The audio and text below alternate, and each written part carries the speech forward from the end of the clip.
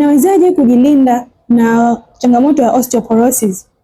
Unaweza kujilinda kwa namna hii: kula vyakula vyenye calcium ikiwemo maziwa, mtindi, dagaa, mboga za majani. Pia upate vitamin D, jua la asubuhi lile ambalo haliunguzi.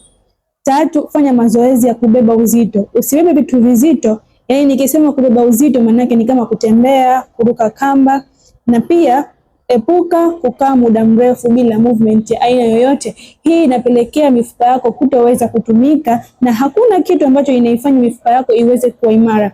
Hivyo mifupa yako ina lose nutrients na kuweza kupotea kabisa. Kwa hiyo unapata hii changamoto ya osteoporosis, mifupa inakuwa mepesi, unakosa nguvu mwilini, unashindwa kutembea na baadaye inavunjika. Kwa hiyo kuepukana na effect hiyo, tumia hizo njia na pia tumia virutubisho ili uweze kupona changamoto yako moja kwa moja.